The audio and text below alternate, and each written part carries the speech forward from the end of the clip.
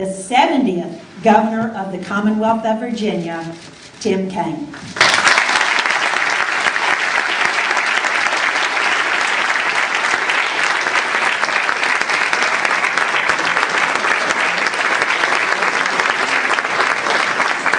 have a seat. Well, Penny, thank you. Penny introduced me as her friend, and that's true. Penny and I were young lawyers when we first met in Richmond, practicing together. I tell it by looking. Yeah. You were young. She is still plenty young. I've got gray hair now because I got 3 teenagers. But Penny did a great job in Richmond in a lot of civic ways and as a lawyer, and I worked closely with her. And it is just so nice to be here and see the great job you're doing here at Radford. Thank you. And it's nice to come back and be on the campus. And good work, because you guys here at Radford and at Tech and at Virginia Western were really the reason why we got that bond package passed. The college and people who care about higher ed made the case and made it so successfully. So it's great to come. Thank you all. Everybody who is here is busy, and you all got plenty of things to do. And the fact that you've come out tonight is a great thing to talk about an important topic, transportation. I'm interested, as I work with the legislature, that there are some who believe a transportation issue is just about Northern Virginia and Hampton roads. It is not. There are transportation challenges all over the Commonwealth. And I have been working with the legislature to try to find solutions to some significant backlog, deferred maintenance and challenges that we have in the Commonwealth since I came in January of 2006. I've called the legislature back into a special session beginning June 23. I put a plan on the table 6 weeks in advance and said, take a look at this. This is what I think, having listened to all of you, will solve the needs that we have. I don't have any doubt that you'll look at it and decide that you might be able to improve it, and I encourage that. But I don't think our citizens would appreciate it if, with a significant challenge ahead of us that we all recognize, we would walk out of a special session with nothing. We need to act. We need to act because, as Abraham Lincoln said, you can't avoid tomorrow's responsibilities by evading them today. And everything that we do, all the challenges that we have, keep getting worse and keep getting more expensive. And so I believe that this special session is about transportation, but it's also about sort of accountability of our leadership. Can we face our responsibilities and act? What I want to do today is talk a little bit about the magnitude of the need we have in this area, but statewide, kind of what are the big picture state needs. I then want to talk about the proposal that I have given to the legislature, what I am proposing and why, and then I want to open it up and take questions. And when I do that, I'll probably move around the room, maybe start on one side and kind of moving across to the other, and I'll take questions for 45 minutes to an hour, and to take as many as I can until my voice kind of wears out.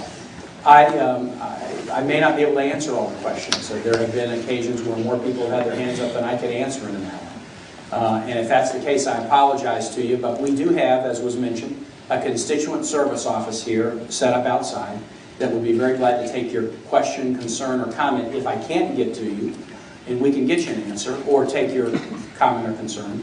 You might have something that you would rather not ask in front of a group. Maybe there's a challenge or something that you're working on that you don't really want to stand up and talk about, but the constituent service office can help you on that as well. And then finally, this thing about unclaimed property. This is serious business, folks. We've done town hall meetings since the beginning of 2008. We've returned $51,000 of unclaimed property to citizens who showed up at town hall meetings.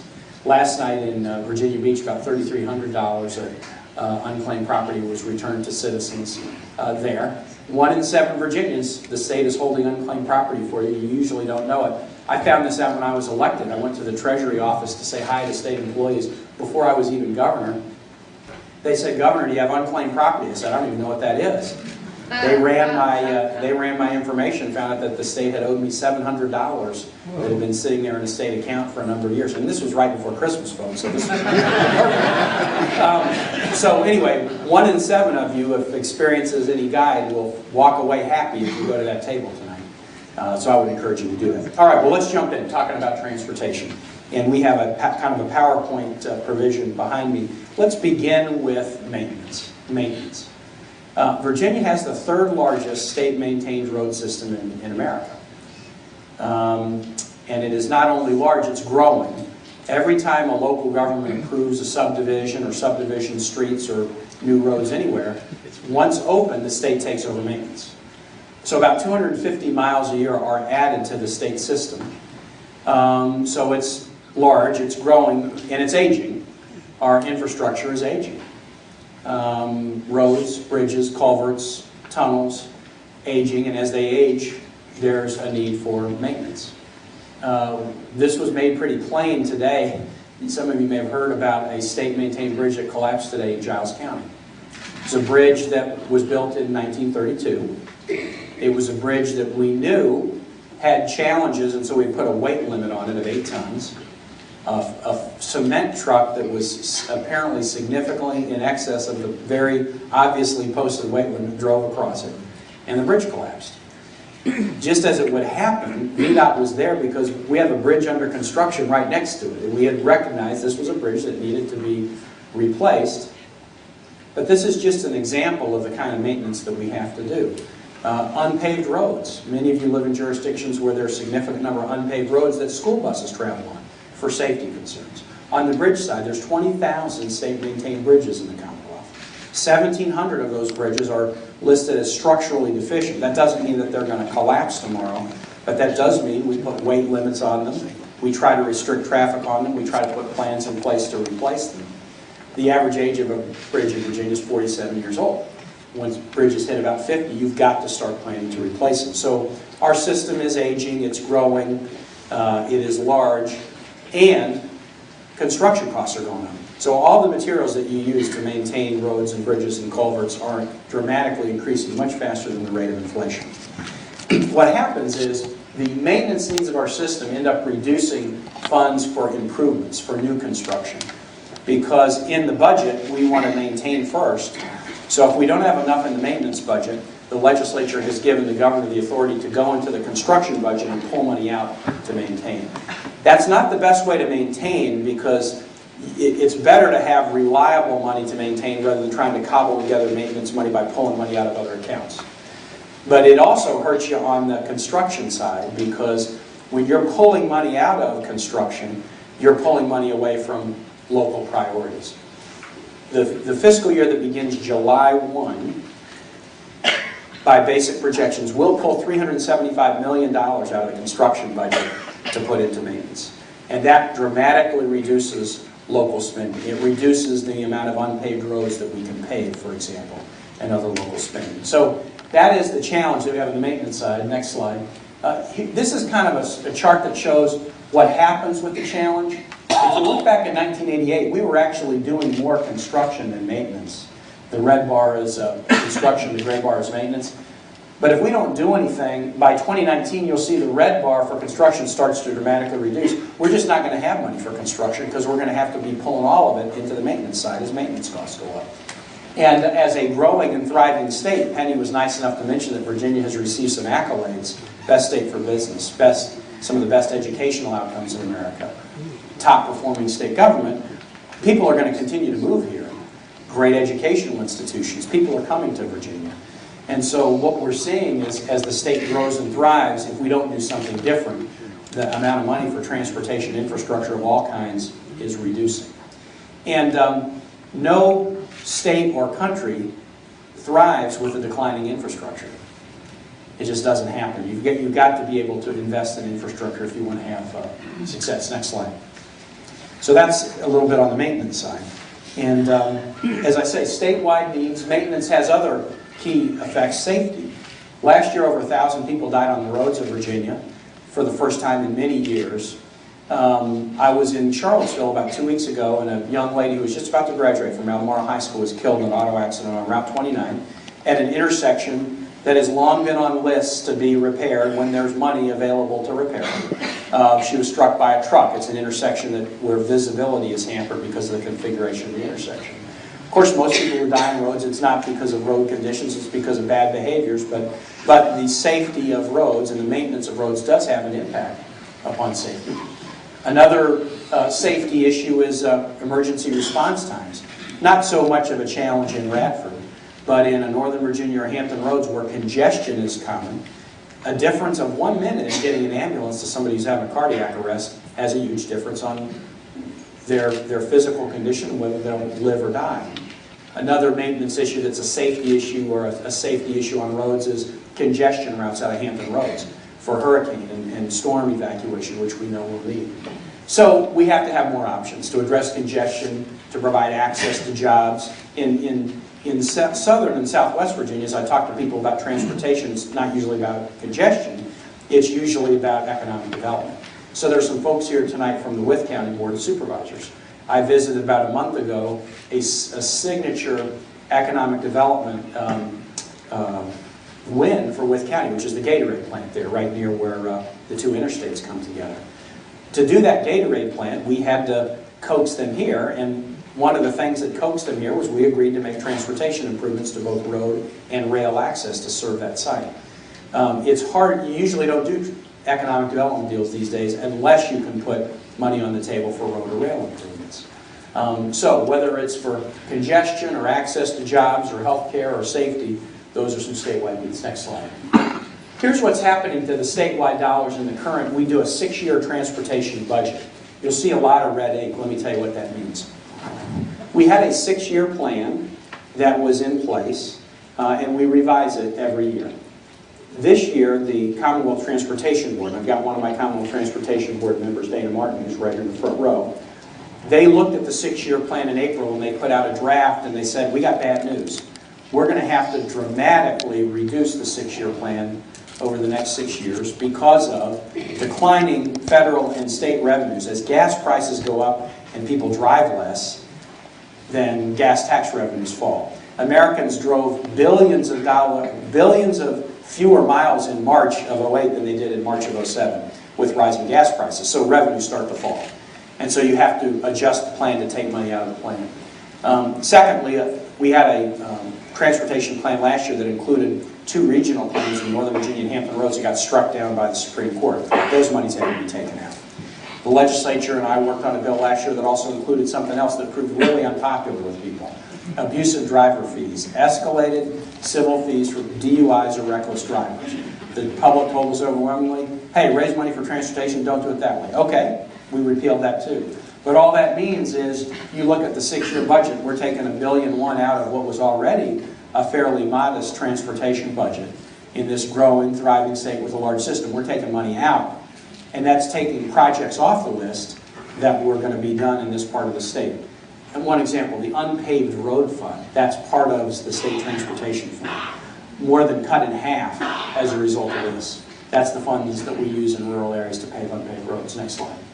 Well, let me talk about the least popular thing I'm going to talk about, which is taxes, because this is really an issue. I said it's an issue about accountability. It's also kind of an issue of, if we say we care, are we willing to invest, or do we want a free lunch? That's really the issue. Much of the transportation question is just a question of, let's look at ourselves honestly in the mirror and say, if we want this, we've got to be willing to invest. Let me tell you about taxes in Virginia. We're 5th in the nation in per capita income. That doesn't mean everybody's doing well. That doesn't mean every region is doing well. Obviously, there are huge disparities, but we are a high median income state. But we're 32nd in state and local tax burden in the nation. And there's only one state that has a wider spread of high income and low tax burden in Virginia. It's the state of Colorado. We rank 39th if you make taxes as a percentage of personal income. And we rank near the bottom when it comes to taxes that are spent for transportation. Let me show you a little bit about that. Next slide. There are in Virginia, 3 primary taxes or fees that are used to fund our transportation system. They are the sales tax that you pay when you buy an automobile, the sales tax you pay on everything else, and the gasoline tax. Those are the 3 main revenue sources that all states use, really, to fund the bulk of their transportation expenditures. Let me show you where Virginia is in all 3. First, sales tax on autos. The U.S. average sales tax on autos is about 4.6%. You'll see that the lowest states in the country, probably the 9 or 10 lowest states, are in blue. Virginia's in blue. Ours is a 3% sales tax. We pay 5% on everything else, not food or medicine. But we pay 5% on a Bic pen or a bottle of water or a computer, but we pay 3% on an automobile. So our sales tax on autos is 1.6% less, about 2/3 of what the national average is in sales tax on autos. So we set that one low. Next slide. The sales tax generally. We have a 5% sales tax in Virginia. Again, you'll see there's about 5 or 6 states that have a sales tax of 5% or below. Most have sales taxes significantly higher. The average is slightly over 6%. So we set our sales tax 1% below what the national average is. And finally, the gasoline tax. This chart shows you gasoline tax, federal plus state. The federal tax is constant. The state tax is what varies. But if you look at the federal plus state, the national average is about 46 cents. The Virginia gas tax is about 38 cents. So we set our state gas tax about 8 cents less than the national average of states setting state gas tax. So basically what that means is this. We've got the three revenue sources and we use them just like everybody else does, but we set them all significantly below the national average. And that's why the tax burden tends to be on the low side. And look, I like low taxes. I like them a lot. In my first year as governor, we got rid of the estate tax because small businesses and farmers said that would be a really good thing to do, and we did. My second year as governor, we adjusted the income tax and took the lowest 1/10 of Virginia workers off the income tax rolls. 140,000 people are not paying income tax this year who were paying before. These are low-income people. I like to find ways to reduce taxes when I can, but there are times when you need to make investments, and at that point, you just got to belly up in the bar and decide if you want to pay for it. What's the combined effect of these three taxes that I showed you? The next slide. Highway spending is a percentage of personal income. The U.S. average in states will spend about 1.3% of their personal income on transportation. Virginia's, again, in about the lowest 10 states. We spend 1.1% of our income on transportation.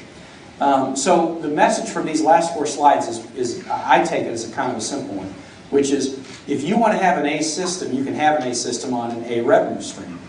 If you want to have a C system, you can have a C system on a C revenue stream. But you can't have an A system on a C revenue stream. Just mathematically, it's not going to happen.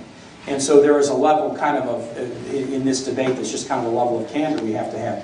Do we want to invest or don't we for safety, for economic development, for our future? Next slide. Let me say first, before I talk about my plan, it is not all about money. And let me talk about a couple of things. It's not all about taxes, not all about fees, not all about money. First, it is important, and we're making some strides in this if we're going to fix our transportation challenges, to focus on land use and how we use our land. And that has been a challenge in Virginia because the legal structure of Virginia was that cities and counties made land use decisions, but the state made the transportation planning decisions. And so, you would end up with this kind of disharmony, and that's been in existence since about the 1920s. And more, there's a need to coordinate and make sure that we do make them in a more coordinated fashion. The legislature, working together with my office, has done a number of things over the last couple of years to give local governments more tools to manage land use, to give the state more interaction with local governments in transportation planning. That's an important aspect. Second, we've got to be accountable with what we do. We've got to spend the money we have now better and better and make sure that we really are accountable to folks. And let me tell you, we had a problem with this in state government not long ago. In 2002, VDOT would produce a project on time 25% of the time, and would produce a project on budget 50% of the time. That was in 2002. We were not using the money for transportation in an efficient and effective way.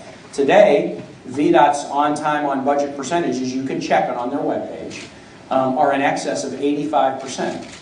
That's just within 6 years. It's dramatically improved while we've been reducing the size of VDOT by 2,000 employees. We decided that rather than pay money in salary, we would rather be using that money for roads or public transit or rail. And so we brought down the size of VDOT while increasing efficiency. But there's always more we can do. We need to always wake up and try to do more, but we've worked real hard to make VDOT more efficient in the last few years. Finally, you can fund some transportation, not with taxes, the taxes that I put up on the board. You can fund them through tolls. You can fund them through other kind of creative public-private financing mechanisms. And Virginia is one of the leaders in the nation in using alternative financing like tolls or other mechanisms to fund infrastructure. This is a map of Virginia, and the roads that are listed out here are projects that we have used alternate methods of financing to try to get built. One that's talked about a lot is the Coalfields Expressway. We're using some innovative financing to jumpstart that project. You'll wonder, gosh, why are so many of the toll projects around, Hampton Roads or Northern Virginia? The reason for that is it's easier to fund a project with tolls if you have a whole lot of vehicles. The more vehicles you have, the better you can do it, because if there are not a lot of vehicles, you have to set the toll rate too high, and then people don't want to do it.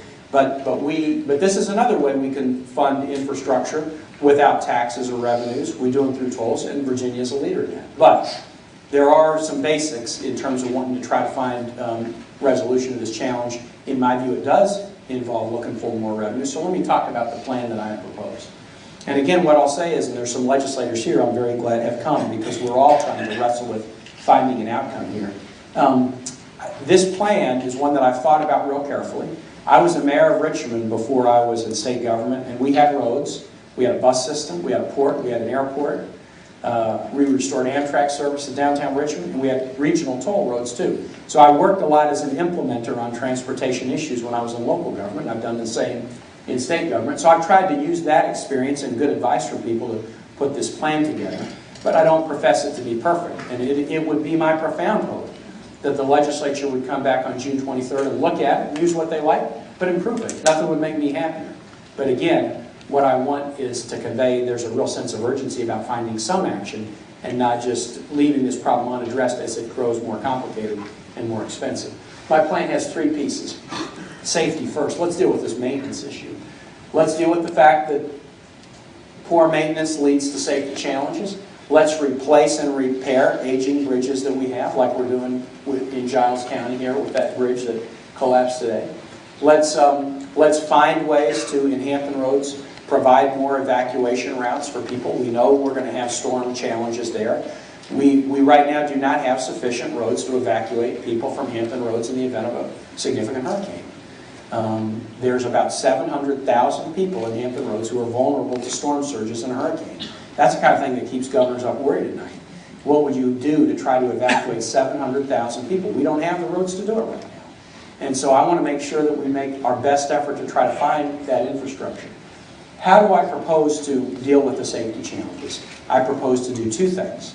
To fill in the maintenance deficit that will enable us to have enough money to maintain our roads in a reliable way without them going in and cannibalizing the construction budget and pulling it in. And here's the two things I propose to do. First, I would propose to increase the fee that we pay to register a vehicle by $10 a year. That's the first proposal. Second, I showed you that auto sales tax. It's 4.6 is the national average. Virginia's at 3. I would propose to increase the sales tax when you buy an auto from 3 to 4%. If you increase that sales tax by 1% from 3 to 4, and you increase the annual vehicle registration fee by $10, and you put that all into maintenance, then we have enough money to maintain our system going forward, at least for the foreseeable future. In fact, here's what happens on the maintenance deficit. Next slide. If we don't do anything, the maintenance deficit, which in fiscal year 09, I told you was $375 million, it will grow to $575 million by fiscal year 14. All of that will be money we'll be pulling out of the unpaved road account and construction account, secondary and urban roads. If we do what I proposed, we're actually net positive. By fiscal year 14, we might be slightly negative again, but it would be $50 million, not $600 million. We could probably fix this for about 10 years at a time, but then we're going to have to keep coming back and seeing what we can do. But that will essentially give us a huge ability to fix the state's maintenance deficit, make sure we can feel comfortable about the level of maintenance and safety on our roads. That's the first piece of the plan. Why did I pick registration fee and auto title tax? I picked them because last year, the House of Delegates leadership proposed a bill that included a $10 increase in the registration fee and a 1% increase in the auto titling tax throughout Northern Virginia and Hampton Roads. They voted for that bill about 90 to 10 in the House of Delegates. Those regional plans later got struck down by the court, not because the revenue sources were wrong, but because of the way the taxing authority was set up.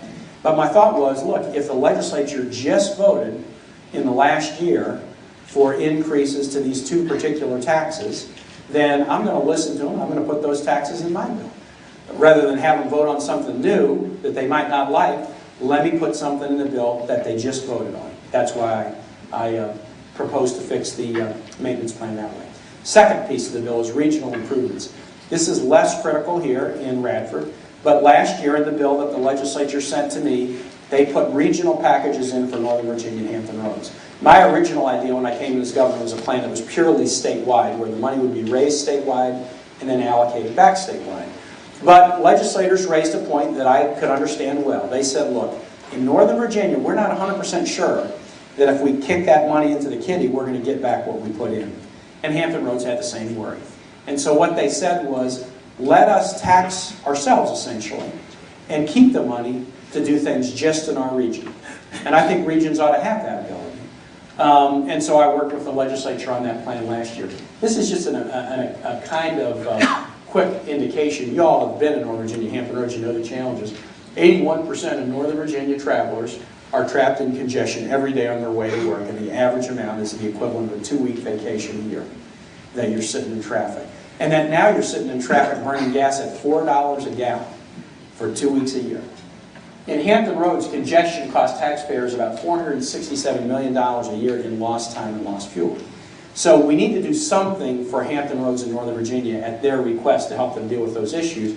My proposal for Hampton Roads is and Northern Virginia is one that they've talked about. They would like to have, many of them, a 1% sales tax, not on food and medicine.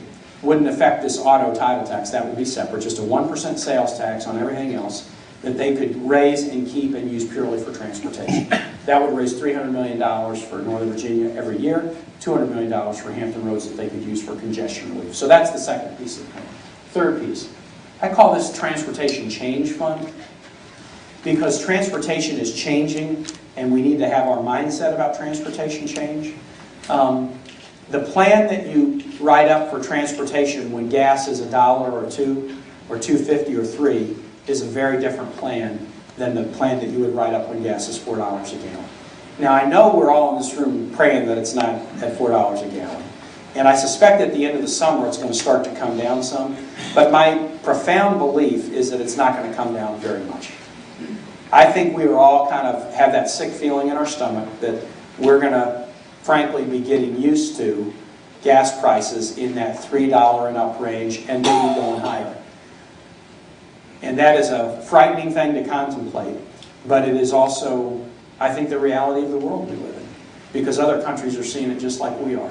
And that means we have to think about transportation in a different way. And in particular, what it means, we can't do everything with everybody in their own car just driving single occupancy vehicles and doing it all with gas. What we're seeing in every community in Virginia and in this nation is a tremendous increase in the demand for other modes of transportation, public transportation, rail, buses, others. And so my proposal would be to have something we call a Transportation Change Fund. 75% of the fund would go to alternate modes of transportation. Road, buses, subways, light rail, telecommuting, ride-sharing, carpooling. These things that get folks out of just their vehicle by themselves and give them incentives to travel without using so much gasoline. So 75% of the Transportation Change Fund would be for Virginia to step forward in a big way on these alternate modes of transportation.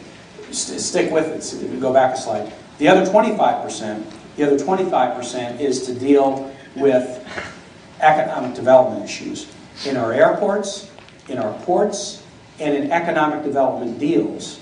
So that Gatorade example that I talked about earlier in Wythe County, if we could put more money into the Transportation Change Fund, we would have more leverage to encourage economic development, especially in the parts of the state that really, really want more jobs.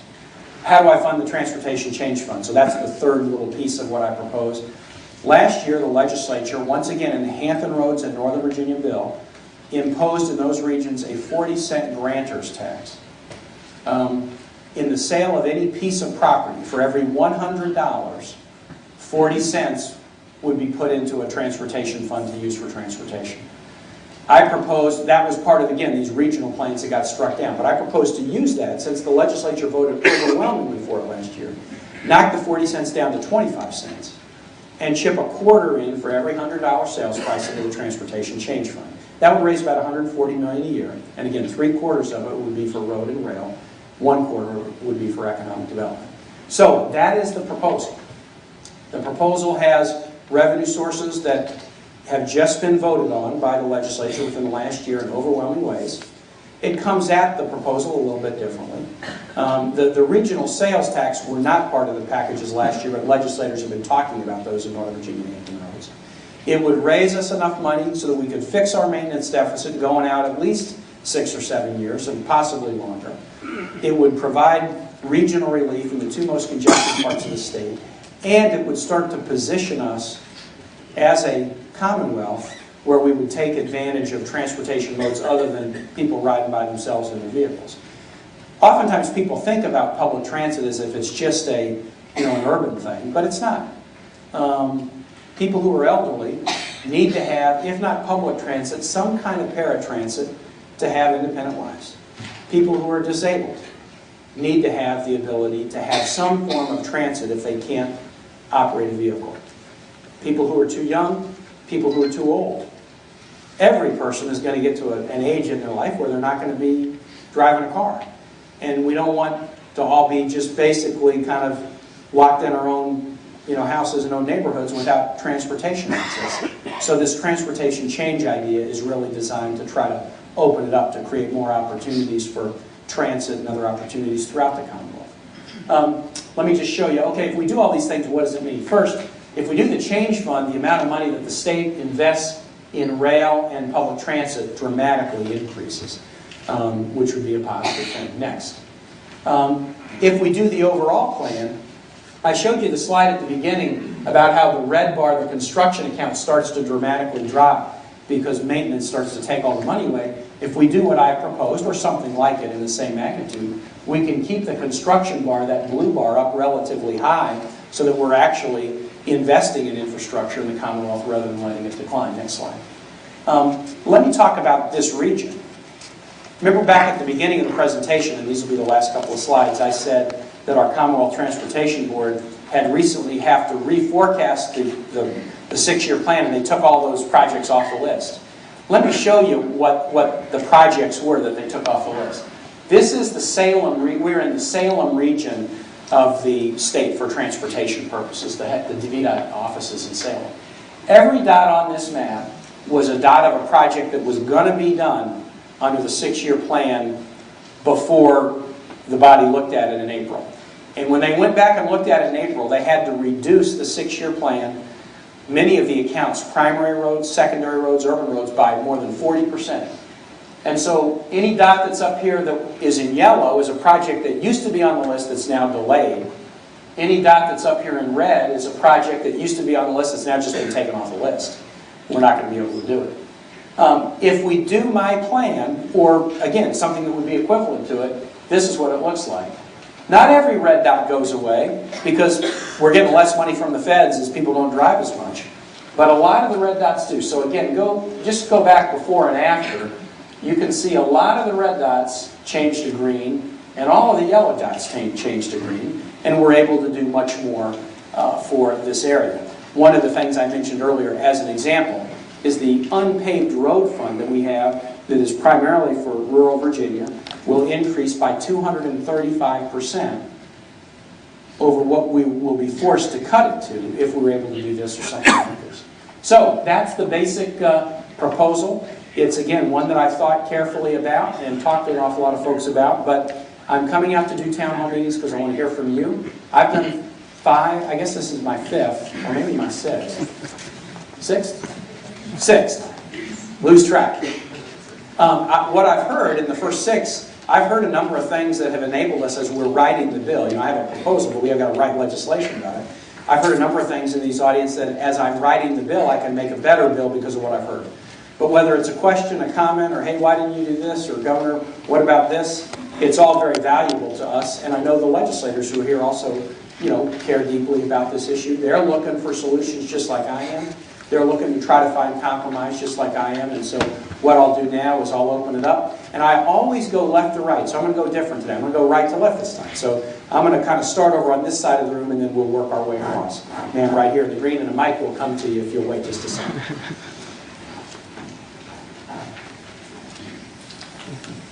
Thank you. I'm Stephanie Gilmore. I'm with the Virginia Interfaith Center for Public Policy, the New River Valley chapter. Sounds like a good plan. I have a concern. The taxes and fee increases you propose are regressive.